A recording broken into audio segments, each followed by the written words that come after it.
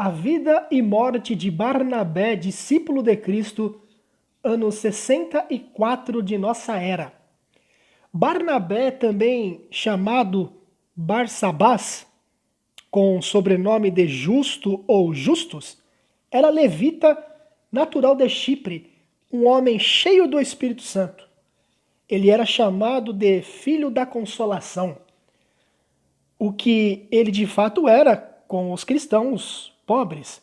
Leia Atos capítulo 1, versículo 23, capítulo 4, versículo 36 e capítulo 11, versículo 24. Acredita-se que ele era um dos 70 discípulos escolhidos por Cristo. A multiplicidade de nomes que ele tem indica que era conhecidíssimo, talvez em virtude do fato de ter apresentado o apóstolo Paulo depois de convertido aos outros cristãos. Quando a palavra de Deus foi pregada aos gregos em Antioquia por homens de Chipre e de Cirene, os apóstolos o mandaram para investigar o caso. Ao ver que estes homens eram sinceros, os confirmou na verdade. Leia Atos capítulo 9, versículo 27, capítulo 11, versículos 20 a 23 também. Depois disso, voltou a Tarso para buscar o apóstolo Paulo e levá-lo a Antioquia, onde permaneceram durante 1 ano ensinando a palavra de Deus. Quando houve uma grande fome no tempo do imperador Cláudio, ele e o apóstolo Paulo levaram mantimentos para os cristãos e irmãos que moravam na Judéia. Leia Atos capítulo 11, versículos 26 e também versículo 25 e também versículos 29 e versículo 30. Ao voltar para a Antioquia, ele foi enviado pelo Espírito Santo a pregar em muitos países. E por ser um orador eloquente, ele frequentemente fazia uso da palavra. Ele era tão bem visto pelo povo, um homem tão santo, que os gentios de Listra o aclamaram como um deus, dizendo que ele havia vindo direto do céu. Chamaram-no de Júpiter. E não era só isso.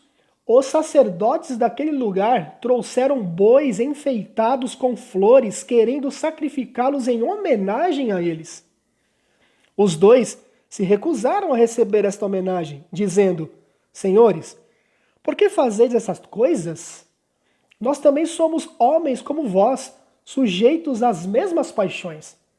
E vos anunciamos que vos convertais dessas vaidades ao Deus vivo, que fez o céu e a terra. Leia Atos capítulo 12, versículo 25, capítulo 13, versículos 4 a 6, também Atos capítulo 14, versículos 1 e 2, versículos 11 e 12 e também versículo 15. E depois, certos homens vieram da Judéia e perturbaram os irmãos, afirmando que se não observassem a circuncisão, segundo a lei de Moisés, não poderiam ser salvos. Ele e o apóstolo Paulo contestaram esta opinião. Portanto, eles e mais alguns homens piedosos foram a Jerusalém para dar solução a esta polêmica. E ao chegarem em Jerusalém, ele e os outros foram recebidos com grande alegria pelos apóstolos e pela igreja em geral. Reconheceram então que estes emissários haviam arriscado as suas vidas em favor da verdade. Um fato que era mais do que evidente. Leia Atos capítulo 15, versículo 1 e versículo 26 também.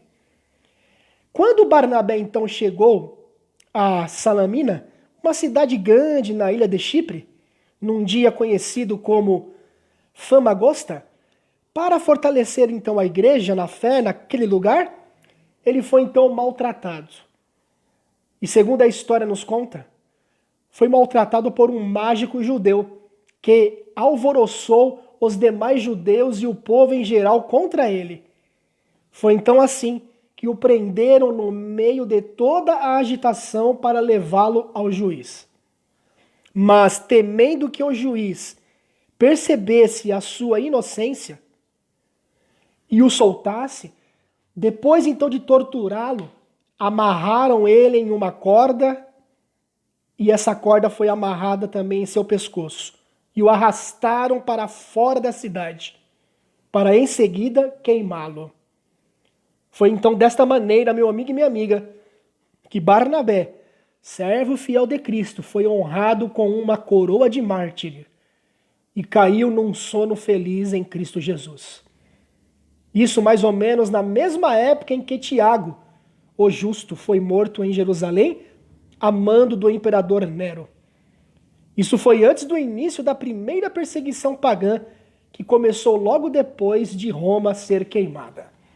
Meu amigo e minha amiga, como nós temos sempre dito, estamos em tempos difíceis e talvez você e eu também sejamos chamados aí para sermos mártires, não é?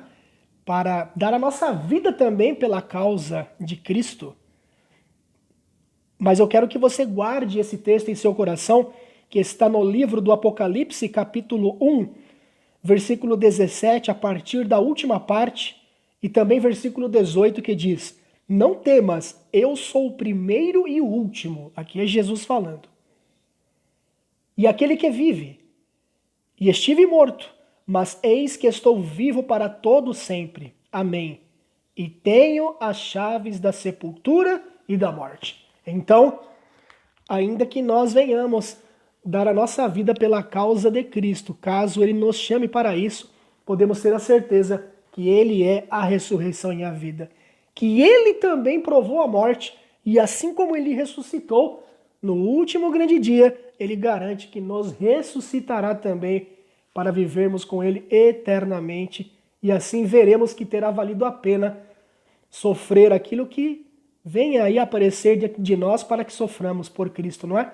Porque será uma glória realmente extraordinária aquilo que Deus tem preparado para nós. Que Deus te abençoe, um beijo no seu coração, fique na paz. Um grande abraço do seu amigo e irmão Alexandre Bernardes. Até a próxima.